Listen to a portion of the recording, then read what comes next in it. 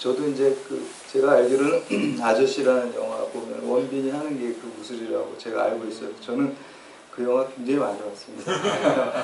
그래서 이렇게 하시고 또 이스라엘 무술이기 때문에 더 이렇게 좀 마음이 갑니다. 왜냐면 이스라엘이라는 게 하나님과 겨루어서 이겼다라는 야곱이 야복강가에서 하나님으로부터 받은 이름이잖아요. 근데 그럼 사람이 하나님과 싸워서 이길 수 있나요? 당연히 이길 수 없죠. 우리가 하나님 어떻게 이깁니까? 그거는 하나님의 자녀가 하나님을 붙들고 은혜를 사모하고 기도로 나아갈 때 아버지가 그래 내가 졌다 그러고 말을 들어주는 거예요. 인생이 바뀌는 겁니다. 그래서 여러분들 이스라엘과 같이 하나님과 기도와 씨름하고 말씀으로 씨름하고 영적인 전투의 자리로 나가서 성령의 도우심으로 승리하시는 여러분 이스라엘이 다 되시기를 주님의 이름으로 축복합니다. 아멘. 영국의 그 소설가인 코난 도일이라는 사람이 있죠. 셜록 홈즈라는 추리 소설 썼는데 이분이 참 호기심이 많고 또 인간 심리에 대한 심층적인 것들을 알고 싶어서 영국에서 특히 이제 런던에서 유명한 인사 20명을 딱 리스트를 뽑아가지고 이 사람들한테 동일한 편지를 메시지를 다 보냈어요. 똑같이 모든 것이 탈로 났다. 어서 피하라. 이런 거를 다 이렇게 줬어요. 밑도 끝도 없이 그것만 준 거예요. 근데 다음날 보니까 그 편지를 받은 20명이 런던에서 다 도망갔대요. 이게 뭘 말하냐면 이렇게 유명한 사람, 또 잘 알려진 사람, 존경받는 사람도 뭔가 사람들이 알지 못하는 은밀한 죄를 다 가지고 살아간다라는 의미가 거기에 있습니다. 그리고 이 말이 이제 우리나라 속담에도 좀 비슷한 게 있죠. 털어서 먼지 나는 사람, 먼지 나지 않는 사람 없다고. 다 주머니 털어서 먼지가 다 나는 것이죠. 근데 우리 속담을 제가 이렇게 가만히 보면요, 성경의 진리, 기독교의 진리랑 맞물리는 것이 많이 있습니다. 이상한 게 아니에요. 왜냐하면 하나님께서 이 성경은 우리가 특별 계시라고 그러고 하나님 모든 인간을 창조하실 때 이성을 주시고 양심을 주신 거를 우리가 자연 계시라고 그러잖아요. 그러니까 기독교가 우리나라에 들어오기 전에 어떤 이성과 양심이 잘 이렇게 개발되면 하나님의 진리, 기독교적인 진리를 부분적으로 갖고 있을 수 있습니다. 이제 그것이 이제 예수 그리스도의 십자가 보혈과 연결될 때 온전한 진리가 되는 것이지만 부분적인 진리들이 있습니다. 주님을 몰라도. 그래서 그 양심의 소리, 또 이성의 소리, 또 경험의 소리를 듣다 보면 그런 말이 있어요. 그래서 털어서 먼지 나지 않는 사람 없다. 모든 사람이 다 죄인이라는 것이죠. 오늘 말씀의 주제, 오늘 10절 말씀에 의인은 하나도 없고 다 죄인이라는 말씀과 맞닿는 그러한 말씀입니다. 또 기독교 진리 우리 속담에 뭐가 있을까 이렇게 제가 생각해 보니까 말이 씨가 된다는 것도 참 기독교적인 진리입니다. 기독교는 말씀의 종교예요. 우리 창세기 처음에 보면은 하나님께서 천지 창조하실 때 말씀으로 창조하셨어요. 그리고 우리 인생을 거듭나게 하시는 것도 하나님의 말씀을 들음으로 말미암아 우리가 새로 태어나는 거예요. 중생하고 거듭나는 거예요. 하나님 말씀을 들어야 돼요. 아멘. 여러분 믿음이 강화되는 것도 이렇게 말씀을 듣는 이 자리에서 또 믿음이 새로워지는 것이거든요. 그러니까 말씀의 종교고요. 성경 여러분 어디를 봐도 말씀, 말, 언어 이걸 굉장히 강조합니다. 그래서 이 말을 우리가 조심해야 되고 말이 그대로 이루어지는 것이 우리가 성육신이라고 그러고 요한복음 1장 1절에 태초에 말씀이 계셨다. 근데 이 말씀이 하나님이시잖아요. 말씀이 육신이 되신 게 예수 그리스도고 지금 우리가 대림절 예수 그리스도의 어떤 성탄을 기다리는데 이게 말씀이 육신이 되신 사건이 성탄의 사건입니다. 그 사건이 여러분 오늘날도 우리의 삶 가운데 하나님의 말씀이 우리가 그리스도인이잖아요. 그 말씀을 쫓아 살고 그 말씀을 순종의 삶으로써 여러분의 개인의 삶 속에서 가정에서 직장에서 이 사회에서 하나님의 말씀이 여러분의 삶을 통해서 계속해서 성육신되는 그 사명을 여러분 잘 감당하시기를 주님의 이름으로 축복합니다. 그래서 그런 사명이 있어요. 계속해서 우리의 삶 가운데 말씀이 성육신돼야 되는 것입니다. 근데 오늘 이 말씀, 그 의인은 없나니 하나도 없다라는 이 말씀 통해서 오늘 우리에게 주시는 하나님의 음성을 듣고 우리가 믿음을 더욱더 새롭게 결단하는 시간 되시기를 주님의 이름으로 축원합니다. 첫 번째 우리 그리스도인은 의인이면서 동시에 죄인입니다. 용서받은 죄인이에요. 이거 착각하면 안 돼요. 우리가 예수 그리스도의 십자가의 능력을 믿음으로 말미암아 하나님의 은혜로 의롭다고 칭함을 받았죠. 이걸 칭의라 그러잖아요. 의인이 됐어요, 여러분들 우리가. 근데 우리 스스로 자력으로 의인된 사람들이 아니라는 거예요. 이거 놓치면 안 돼요.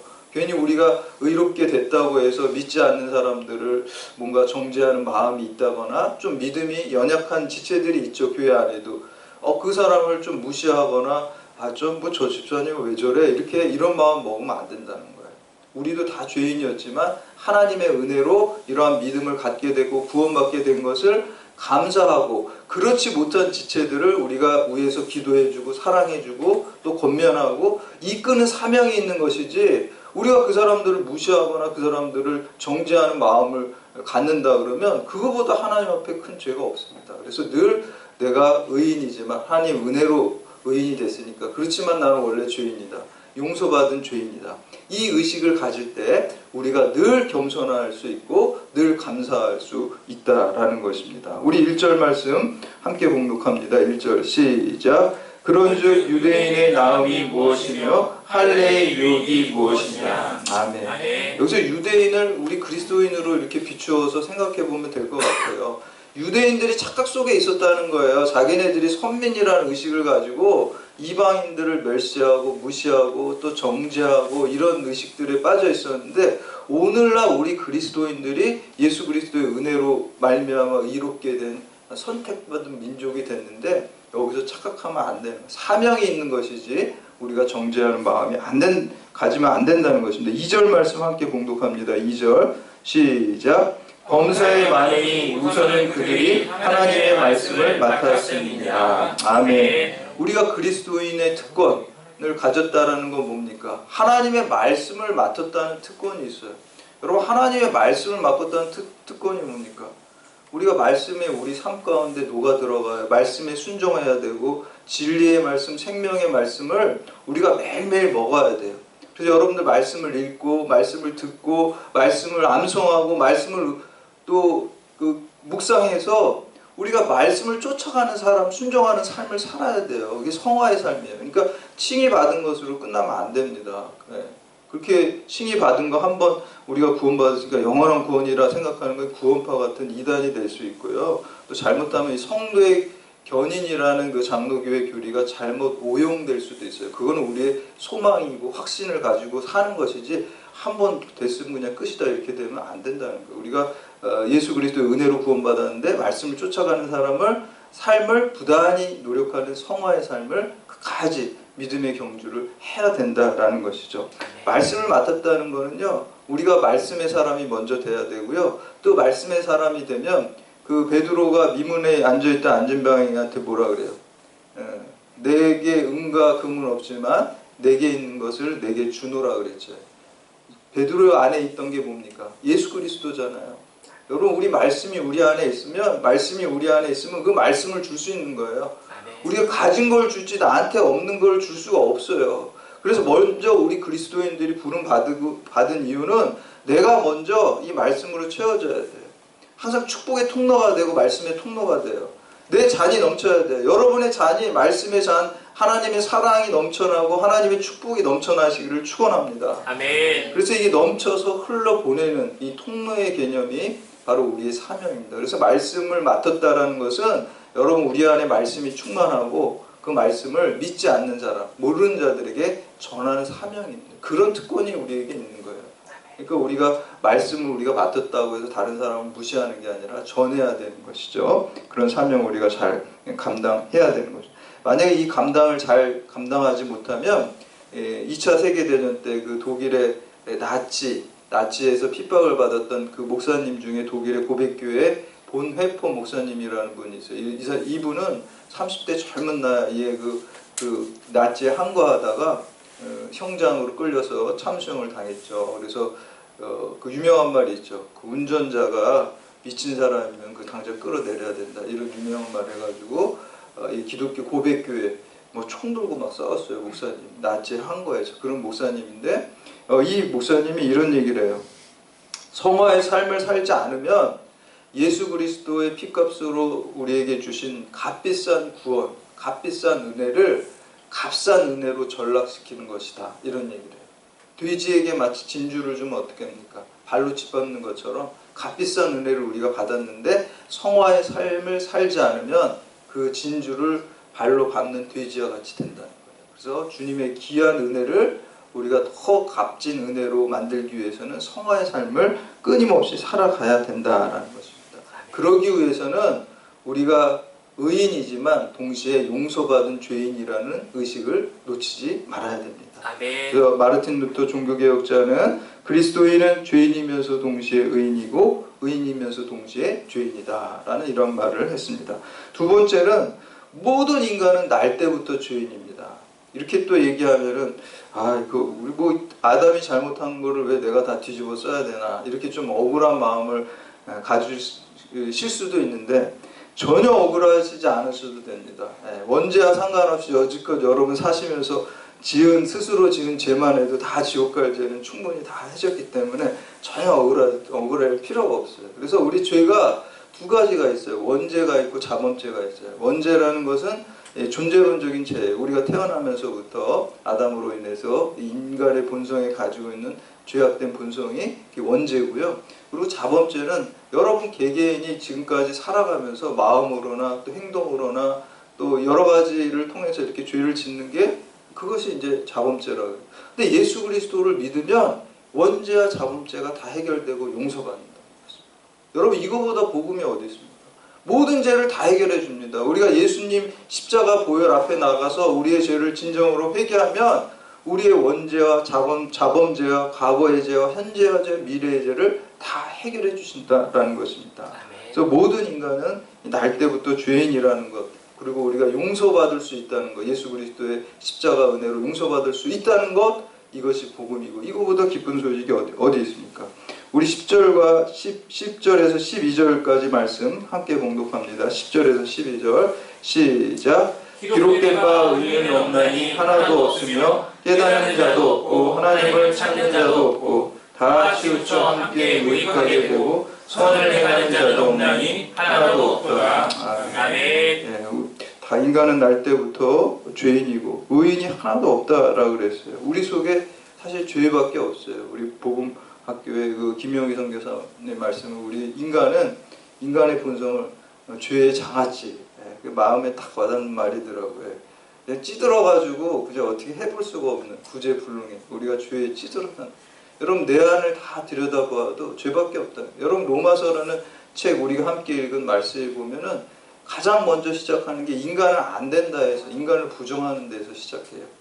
인간을 부정하는 데서 시작하면서 인간 자체는 안 되지만 우리가 예수 그리스도 안에 있으면 십자가로 된다가 되는 거예요. 아멘. 안 된다가 된다로 바뀌는 거예요. 아멘. 십자가밖에 없다는 거예요. 스스로는 안 된다는 거예요. 그래서